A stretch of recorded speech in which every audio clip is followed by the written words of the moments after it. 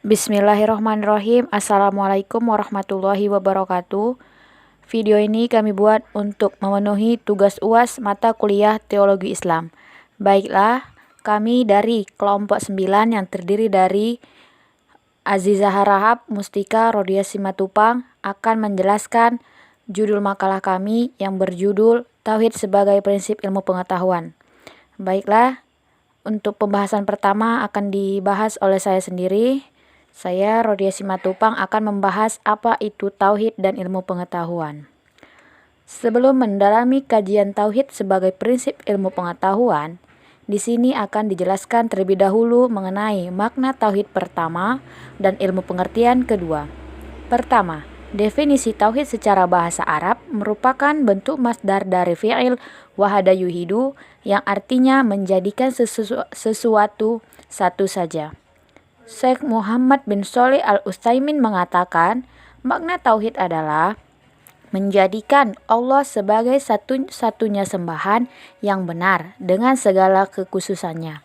Sementara Ibnu Taimiyah mendeskripsikan tauhid sebagai doktrin yang terikat dalam pengertian tauhid al-ilmi wal qaul tauhid fil ibadah. Secara harfiah artinya mempersatukan karena berasal dari kata wahid yang berarti satu. Ilmu tauhid adalah ilmu yang memberikan bekal-bekal pengertian tentang pedoman hidup manusia di dalam mengarungi samudra dan gelombang hidup. Kedua, adalah definisi ilmu pengetahuan. Apakah ilmu pengetahuan itu? Ilmu pengetahuan adalah suatu proses pembentukan pengetahuan yang terus-menerus sampai menjelaskan fenomena yang bersumber dari wahyu, hati, dan semesta sehingga dapat diperiksa atau dikaji secara krisis dengan bertujuan untuk memahami hakikat, landasan dasar, dan asal-usulnya, sehingga dapat juga memperoleh hasil yang logis. Pengertian pengetahuan adalah suatu informasi yang sudah sama dengan pemahaman serta potensi untuk memutuskan dan selanjutnya terekam pada pikiran setiap orang. Pengertian ilmu pengetahuan adalah suatu proses kegiatan yang menggunakan buah pikir, ide, gagasan yang kemudian mengambil inisiatif untuk berbagi pengetahuan. Baiklah, untuk pembahasan selanjutnya akan disambung oleh pemakalah selanjutnya. Assalamualaikum warahmatullahi wabarakatuh. Saya Azizah Harahap akan melanjutkan materi selanjutnya, yaitu iman sebagai landasan ilmu pengetahuan. Ilmu pengetahuan dalam Islam merupakan sesuatu yang sangat mendasar dalam kehidupan muslim, khususnya agama yang sangat menghargai ilmu pengetahuan.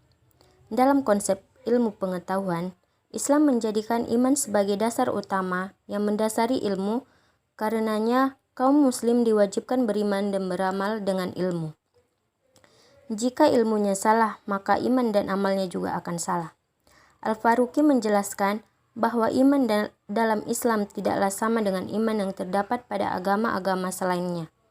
Karena iman dalam Islam adalah kebenaran yang diberikan kepada pikiran, bukan kepada perasaan manusia yang mudah mempercayai apa saja. Kebenaran-kebenaran atau proposisi-proposisi dari iman bukanlah misteri-misteri. Hal-hal yang sulit dipahami, tidak dapat diketahui dan tidak masuk akal, melainkan bersifat kritis dan rasional. Mengapa iman dijadikan landasan ilmu pengetahuan? Karena iman mengandung pernyataan syahadah yang mencakup kebenaran tauhid dan adanya kaitannya dengan ilmu sebagaimana dijelaskan dalam Al-Quran, bagaimana tingginya derajat orang-orang berilmu sehingga disejajarkan kedudukan mereka dengan malaikat, karena dengan ilmunya mereka mampu memahami tidak ada Tuhan selain Allah. Al-Faruqi menyimpulkan bahwa iman bukanlah semata-mata suatu kategori etika, karena sesungguhnya iman merupakan kategori kognitif yang memiliki hubungan dengan pengetahuan, dengan kebenaran dan proposisi-proposisinya.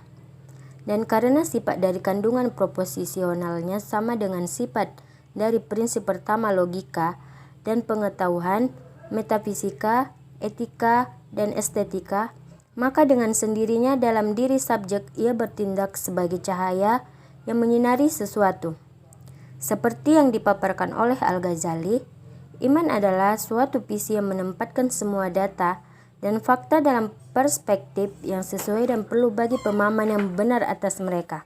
Terima kasih. C. Sumber ilmu pengetahuan. Di samping iman yang dijadikan sebagai dasar keilmuan, Islam menjadikan wahyu sebagai sumber utama ilmu, sebagaimana wahyu pertama yang terdapat pada Quran Surah Al-Alaq ayat 1-5 yang berarti, bacalah dengan menyebut nama Tuhanmu yang menciptakan. Dia telah menciptakan manusia dari segumpal darah. Bacalah, dan Tuhanmu lah yang maha mulia, maha pemurah, yang mengajar manusia dengan perantara kalam. Dia mengajar kepada manusia apa yang tidak diketahuinya. Dalam menafsirkan kelima ayat di atas, Ibnu Katsir menyoroti pentingnya ilmu bagi manusia, serta memberikan tekanan pada pembacaan sebagai wahana penting dalam usaha keilmuan dan pengukuhan kedudukan Allah Subhanahu wa Ta'ala sebagai sumber tertinggi ilmu pengetahuan manusia. Selain itu, ayat tersebut memiliki arti khusus sebagai epistemologi yang secara mendalam membahas proses yang terlihat dalam usaha manusia untuk memperoleh manusia. Oleh karena itu, penjelasan mengenai sumber-sumber ilmu dalam Islam ditekankan kepada kalam Allah Subhanahu wa Ta'ala yang berupa kitab suci Al-Quran. Kemudian, Nabi atau Rasulullah Shallallahu Alaihi Wasallam sebagai penerima wahyu dan merujuk pada hadis. Di samping itu, Al-Quran memerintahkan kaum muslim untuk mematuhi Nabi dan menyamakan kepatuhannya kepada Allah Subhanahu wa Ta'ala, karena Rasulullah sebagai penerima wahyu. Dalam hal ini merujuk kepada hadis, yaitu segala sesuatu yang bersumber dari Rasulullah Shallallahu Alaihi Wasallam, baik ucapan, perbuatan, maupun ketetapan yang berhubungan hukum atau ketentuan-ketentuan Allah Subhanahu wa Ta'ala yang diisyaratkan kepada manusia. Sehingga dalam pembahasan hadis dan sunnah sebagai sumber kedua dalam ilmu pengetahuan, Al-Faruqi menyebutkan dua hal dalam membedakan hal-hal yang berasal dari kemanusiaan. Pertama, diterima sebagai normatif tanpa ragu-ragu. Kedua, bila tidak ada bukti yang bertentangan, diperlukan sebagai sesuatu yang khas dari Nabi sebagai pengembala, pedagang, dan seterusnya. Maka, dalam wahyu pertama, Allah Subhanahu wa Ta'ala sudah menegaskan bahwasanya ilmu pengetahuan bersumber darinya. Dialah yang mengajarkan kepada manusia apa yang semula tidak diketahuinya sebagaimana dalam ayat-ayat yang menegaskannya. Ini berarti bahwa setiap yang berasal dari Allah Subhanahu wa Ta'ala tertuang dalam Al-Quran ataupun As-Sunnah merupakan ilmu dalam Islam berlaku.